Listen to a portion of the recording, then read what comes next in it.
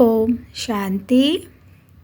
आज हमारा कोर्स का 5th डे है सृष्टि चक्र, जिसके बारे में हमें परमात्मा आकर बताते हैं। हमें तो पहले से कुछ पता नहीं था।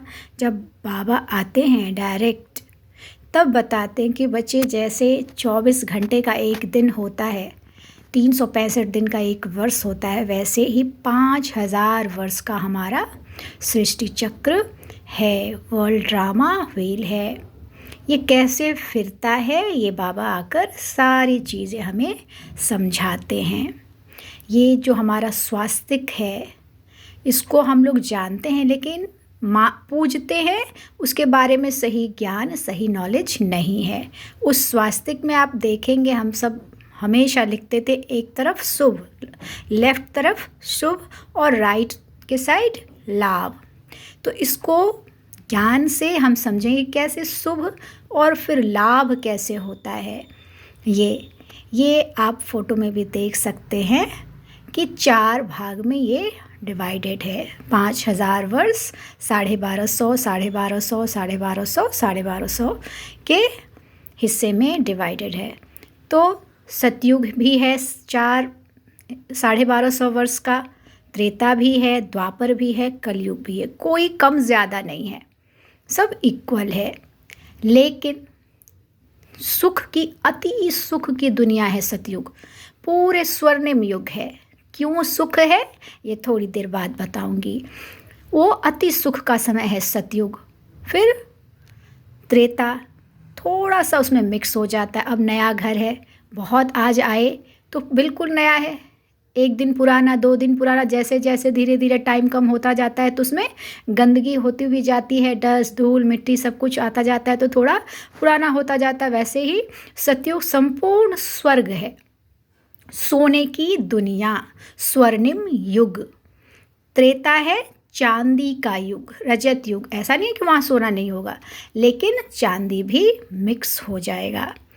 सतयुग में लक्ष्मी नारायण का राज्य होता है और त्रेता में राम सीता का राज्य होता है। सतयुग में 16 कला संपूर्ण होते हैं, लक्ष्मी नारायण, कोई कमी नहीं होती, संपूर्ण होते हैं। सुख शांति दुख का कोई नामो निशान भी नहीं होता। और डबल सिरताजधारी होते हैं। डबल सिरताज आपने देखा होगा, मंदिर में जाते हैं तो देवताओं के सर के पीछे सफ़ेद कलर का जो ओड़ा होता है, वो क्या होता है? पवित्रता का ताज। वो जितनी आत्मा प्योर होती जाती है, उतनी ओरा उसकी सफ़ेद हो जाती है। हम भी जो अच्छी आत्मा है, उसके पास जाने से हमको बहुत अच्छा सा फील होता है ना। ये क्या है, कौन कितनी परफेक्ट है या प्योर है, उसकी वो ओरा है जो उसके आसपास हम जाने से हमको महसूस होती है। तो यही ख़ास बात देवताओं के साथ थी कि उनका सर के पीछे सफ़ेद कलर का जो ओरा है, वो उनकी पवित्रता की ताज की निशानी है। और हीरे मोतियों का ताज, इसलिए डबल सिर ताज कहते हैं उनको।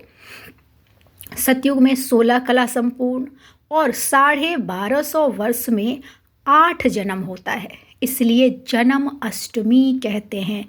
कृष्ण और राधा ही बड़े होते हैं, जब स्वयंवर होता है उनका, तो वो लक्ष्मी नारायण के नाम से गद्दी संभालते हैं। पहले हमारे यहाँ कल्चर था कि शादी के बाद लड़का लड़की का नाम चेंज करते थे, वो फिर धीरे धीरे ख़त्म हो गया। लेकिन कल्चर कहाँ से आया? हमारे आदि सनातन देवी देवता धर्म से, सतयुग से।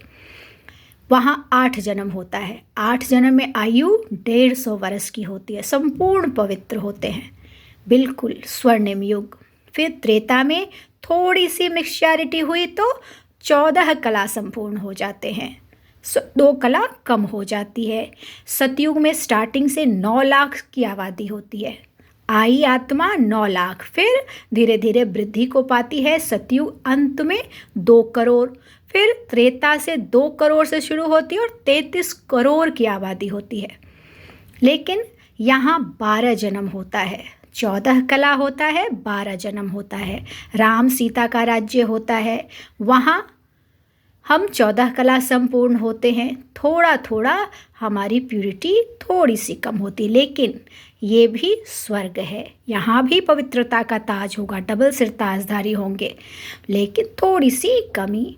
सतयुग में 8 जन्म, त्रेता में 12 जन्म।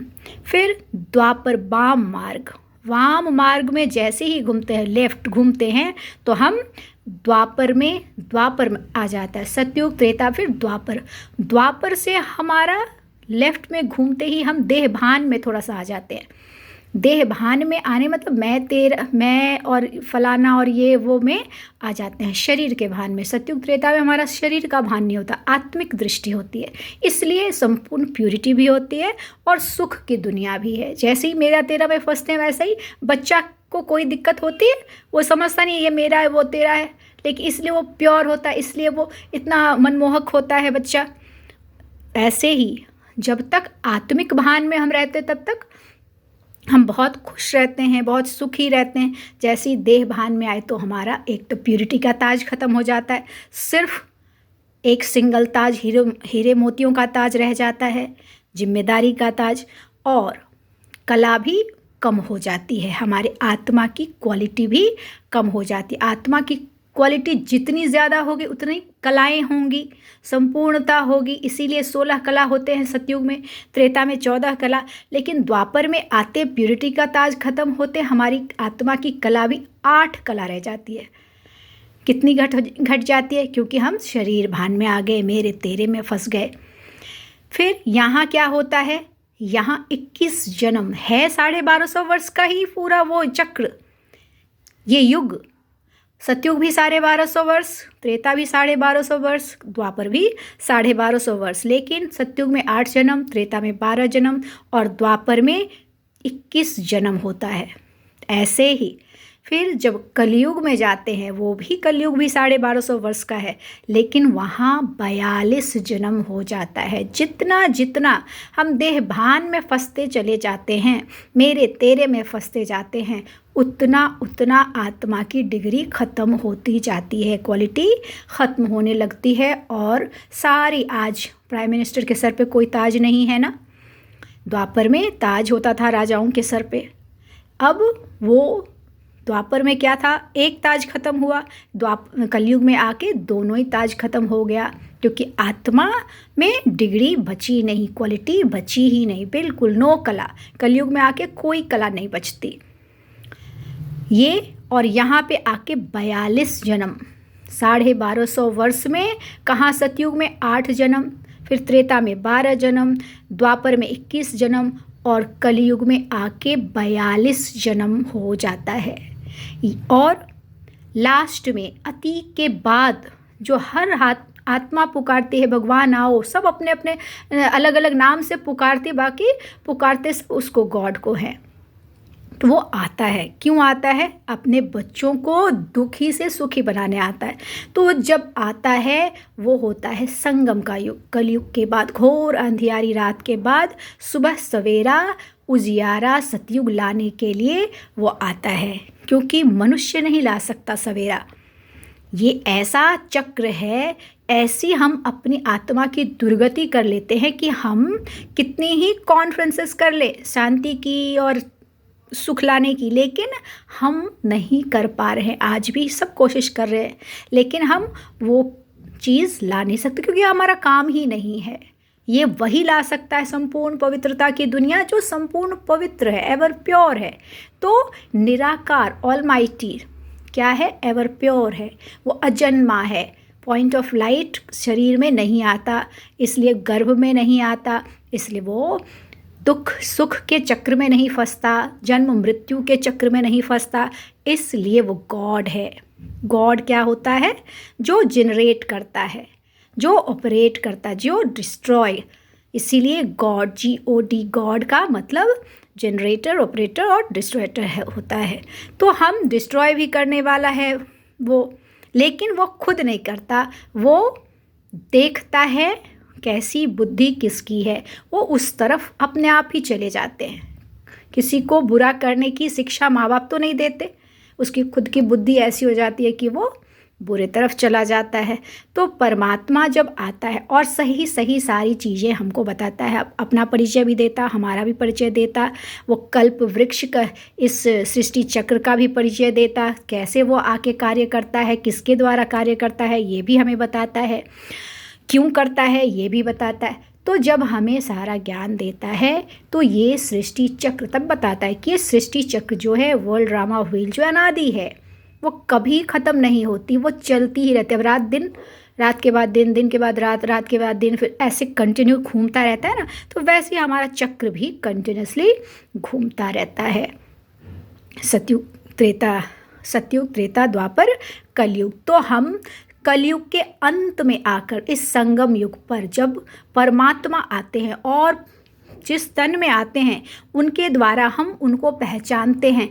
तो जब हमारा जन्म होता है, जन्म, नया जन्म, वो शरीर तो है ही, लेकिन जब हमें अपना परिचय, सही परिचय मिलता है तो जो जन्म होता है वो हमारा अंतिम जन्म होता है।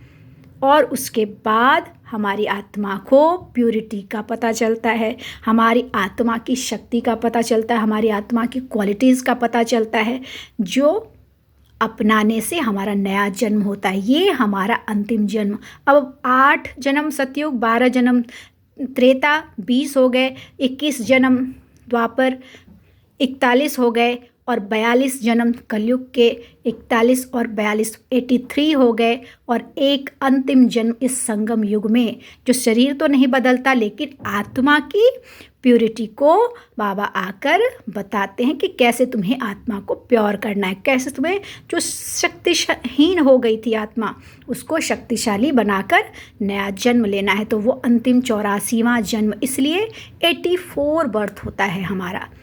कईयों धारणा बना रखा है कि हमारे 84 लाख जन्म होते हैं, लेकिन नहीं। अगर इतना ही जन्म में 5000 चक्र को फिरते फिरते आज इतनी दुर्गति है, इतनी बुरी स्थिति है, तो सोचो लाख जन्म के कितना इम्पॉसिबल। और आत्मा, मनुष्य आत्मा जानवरों की योनि में कभी भी नहीं जा सकती, उनकी योनि ही अलग है, हमारी योनि ही अलग है। तो आत्मा, हाँ, जो जैसे कर्म करते हैं उस हिसाब से उनको जन्म मिलता है। अब मनुष्य शरीर में ही जो आत्मा कीड़े मकोड़े की तरह जी रही है, कितनी बुरी दुर्गति में रह रही है, जो कूड़ा चुनते हैं या जो लेबर ग्रेड के लोग हैं या जो बहुत नीचे तबके के लोग हैं, वो कितनी बुरी स्थिति में, तो वो जानवरों की ही तो ज़िंदगी जी रहे हैं। तो इसलिए उनके कर्म जानवरों के जैसे करने के कारण उनको वैसी स्थिति में ला देते हैं। लेकिन कोई मनुष्य आत्मा जानवर के शरीर में बिल्कुल भी नहीं जा सकता, कभी भी नहीं जा सकता। अब आम का वृक्ष, आम का लगाएंगे बीज तो आम का ही वृक्ष बनेगा, कटहल का या सेब का, केला का तो नहीं बनेगा, या करेला का तो नहीं बनेगा। तो वैसे ही मनुष्य आत्मा जो है मनुष्य शरीर ही लेगी, कोई जानवर के शरीर में नहीं जाती। इसलिए हमारा 84 जन्म होता है, ज़्यादा से ज़्यादा, ज़रूरी नहीं है सबका। अब 9 लाख की आबादी में जो सतयुग में आएंगे वो 84 जन्म लेंगे, क्योंकि फर्स्ट जन्म वहाँ से जो आता है एक बार सतयुग में ऊपर से, वो वापस जब तब तक नहीं जा सकता जब तक बाबा आकर हम सबको लेके ना जाएं। ऑलमाइटी हमें आकर साथ ना ले जाए, साथ ले जाने का काम उस परमात्मा का ही है। यही है सद्गति देना, साथ ले जाना। बाकी जाना सबको है, लेकिन जिसका जैसा पार्ट है वो अपने अपने समय पर आएगा। अब 9 लाख में आया, या धीरे धीरे धीरे धीरे धीरे आगे बढ़ते बढ़ते 33 करोड़ तक स्वर्ग है। उसके बाद द्वापर से जिसका पार्ट है वो द्वापर में आएगा, कलयुग में जिसका पार्ट है उसका वो कलयुग में आएगा। तो ऐसे करते करते आत्मा जितना लेट आती है उतना कम जन्म होता है। बाकी 84 लाख योनि में कोई भी नहीं आ सकता है। यहाँ बाबा ने बताया है कि ये आप यहाँ पहली बार ही नहीं आए, आप 5000 वर्ष पूर्व भी इसी स्थान पर, इसी समय, इसी प्रकार से आए थे। अब आए हैं और हर 5000 वर्ष पश्चात आते रहेंगे, क्योंकि इस सृष्टि रूपी नाटक की हर 5000 वर्ष पश्चात हूबहू पुनरावृत्ति होती है। हूबहू हर वर्ष, हर कल्प में ऐसे ही जिसका जब जैसे पार्ट है वो फिरता रहेगा, आता रहेगा और घूमता रहेगा इस चक्र में, क्योंकि ये ऑलमाइटी का बनाया हुआ ड्रामा है। तो अच्छा, ओम शांति।